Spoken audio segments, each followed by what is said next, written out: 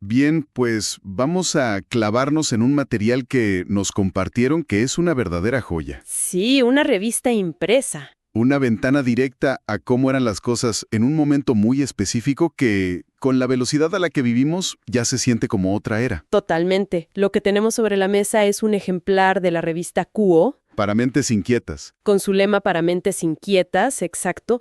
Es la edición de agosto de 2018 de México. Y es fascinante porque no es solo un montón de artículos viejos. No. Es un objeto. Es una cápsula del tiempo que nos dice muchísimo sobre cómo se vendía la ciencia, la tecnología al gran público en ese entonces. Exacto. Esa es la misión que nos hemos propuesto. Vamos a actuar como archivistas, como detectives de medios. Me gusta eso. La vamos a desmenuzar para entender no solo lo que decía, sino cómo lo decía, a quién se lo decía y, al final, por qué vale la pena conservar este pedazo de papel en un mundo, pues, completamente digital. De acuerdo. Y bueno, hay que empezar por lo que te salta a la cara, la portada, porque es imposible no hacerlo. Imposible. El titular a 8 columnas es «La popó puede salvar tu vida». Así, con mayúsculas, signos de exclamación y una ilustración que es casi una caricatura. No se andan con rodeos, ¿eh? Para nada. Es una declaración de intenciones. Te están diciendo desde el puesto de revistas.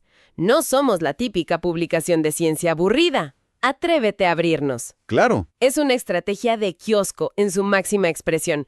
Es provocadora, un poco grotesca si quieres, pero increíblemente efectiva. Captura tu atención de inmediato. Y establece el tono para todo lo demás. Vamos a tomar temas complejos, a veces tabú, y te los vamos a servir de una forma que no puedas ignorar. Y al ojearla, ese estilo visual es abrumador. Fotos a doble página, titulares enormes, infografías por todos lados. Me pregunto si este enfoque en el espectáculo visual ¿no corre el riesgo de trivializar un poco la ciencia? Es el eterno debate de la divulgación científica, ¿no? ¿Dónde está la línea? Exacto. En el caso de Kuo, la apuesta era clara. Es mejor tener a alguien enganchado por una imagen espectacular y que al menos lea un párrafo de ciencia real, A que ni siquiera la abra. a que directamente ignore un artículo por parecerle un muro de texto impenetrable. La estética es de alto impacto. Las paletas de colores cambian radicalmente de un artículo a otro. Las tipografías son audaces. Sí, sí lo noté. Todo está diseñado para que puedas escanearlo, para que tus ojos salten de un dato interesante a otro. Tiene sentido. Y, oye, entre todo ese diseño, hay algo que también define la pieza, los anuncios. Uf, los anuncios. No son pocos. Vemos desarrollos inmobiliarios de lujo como Paseos del Bosque, anuncios de la Secretaría de Turismo de Durango, autos. Y ojo con los anuncios, porque no son relleno, son parte de la foto completa. ¿A qué te refieres? Te dicen exactamente a quién le querían vender la revista. Apuntaban a un público con poder adquisitivo, con aspiraciones, probablemente urbano, que se interesa por la ciencia y la tecnología, pero que también está pensando en comprar una casa en un fraccionamiento nuevo o en su próximo coche. La publicidad es un fósil que nos revela el ecosistema económico y el perfil demográfico del lector de 2018. La portada es un gancho increíble, pero hay que ver si el contenido cumple esa promesa. ¿Realmente nos explican cómo la popó salva vidas? Vamos a meternos a los artículos principales. Vaya que sí lo cumple. El artículo se llama, con la misma sutileza, IJ. El excremento está salvando vidas. ¡Qué finura! Y se mete de lleno a explicar el trasplante de microbiota fecal. Es el ejemplo perfecto del método Kuo. Te atraen con el asco, pero te entregan ciencia sólida. Ok, trasplante de microbiota fecal. Dicho así, suena muy clínico, pero para que quede claro, estamos hablando literalmente de tomar la materia fecal de una persona sana, procesarla y transferirla al intestino de un paciente, ¿correcto? Tal cual. La idea es repoblar el intestino del paciente con un ejército de bacterias buenas para aniquilar a las malas que causan la infección. ¡Wow! Y la revista hace un gran trabajo explicando por qué es una de las herramientas más poderosas que se tenían en ese momento. Destaca una efectividad del 90% para erradicar infecciones letales por Clostridium difficile. Y hay que detenernos ahí, porque Clostridium difficile no es cualquier cosa, ¿verdad? Para nada. No es una bacteria cualquiera. Es una superbacteria hospitalaria, de esas que son resistentes a muchísimos antibióticos. Uf, y que pueden ser una sentencia de muerte para pacientes vulnerables, sobre todo gente mayor o con el sistema inmune comprometido. Claro, de ahí la urgencia. De ahí que un tratamiento tan poco convencional, tan drástico, se volviera una opción tan seria y tan revolucionaria. El artículo incluso le pone precio. En México, en 2018, este procedimiento podía costar entre 60 y 130 mil pesos. Órale. No, pues no era cualquier cosa. Y de un tema así de visceral, la revista salta a algo que parece sacado de ciencia ficción. ¡Totalmente! Otro de los grandes temas es la impresión de órganos en 3D que anuncian como la próxima revolución médica. El tono es increíblemente optimista. Sí, ese artículo es una fotografía perfecta del tecnooptimismo de finales de la década de 2010. Tecnooptimismo. Me gusta ese término. Es que lo es. Se habla de la bioimpresión como una realidad inminente, incluso se aventura a predecir que la tecnología para imprimir órganos complejos y funcionales estaría completamente desarrollada en unos 30 años. Eso del tecnooptimismo es un gran punto, porque hoy quizás leeríamos un artículo así con un poco más de escepticismo, ¿no? Probablemente sí. Después de ver que no todo avanza tan rápido como se promete, se siente ingenuo el artículo desde nuestra perspectiva actual. ¿O era una esperanza bien fundada en ese momento? Es una mezcla fascinante. La base científica que describe era sólida, los avances eran reales, pero el cronograma era, pues, tremendamente ambicioso. Ya veo. Lo valioso, visto como archivistas, es que nos muestra esa mentalidad de la tecnología lo resolverá todo, que estaba muy presente justo antes de que el debate público sobre la ética de la inteligencia artificial o los límites de la biotecnología se volviera tan masivo y complejo como lo es hoy. Entiendo. El artículo incluso desglosa el avance en niveles de complejidad, desde imprimir piel hasta riñones, lo cual le daba al lector una sensación de progreso tangible y ordenado. De la medicina del futuro pasamos a la comida del futuro. Hay un artículo que responde a dos grandes ansiedades de la época, que siguen muy vigentes. El cambio climático y la sobrepoblación. Exacto. Así es, se titula Estos serán los alimentos del futuro. Y es muy interesante cómo lo estructura. ¿Cómo? Analiza opciones como la carne cultivada en laboratorio, los insectos como fuente de proteína, la comida impresa en 3D. Otra vez la impresión 3D. De nuevo la impresión 3D, sí, y las microalgas. Y para cada una, presenta un formato muy claro de ventajas y desventajas. No solo te dice esto es lo que viene, sino que te da herramientas para que formes tu propio juicio. Me gusta eso. Fomenta un análisis crítico. No es solo un panfleto de propaganda futurista. Para nada. Te dice, por ejemplo, que los insectos son nutritivos y ecológicos, pero la desventaja es el factor cultural, el asco que nos pueden dar. Exacto. Y luego de esas visiones del futuro, te lleva a un redescubrimiento del presente. Hay un artículo que recuerdo que en su momento fue muy sonado. ¿Cuál? Revelación. Los árboles tienen su propia red oculta de Internet. La famosa Wood Wide Web. ¡Qué gran concepto! Un concepto potentísimo. El artículo explica, de manera muy accesible, cómo los árboles se comunican e intercambian nutrientes y señales de alerta a través de redes subterráneas de hongos, micorrízicos. Te lanza datos que te obligan a repensar lo que es un bosque. Espera un momento. ¿Un solo árbol conectado con otros 47?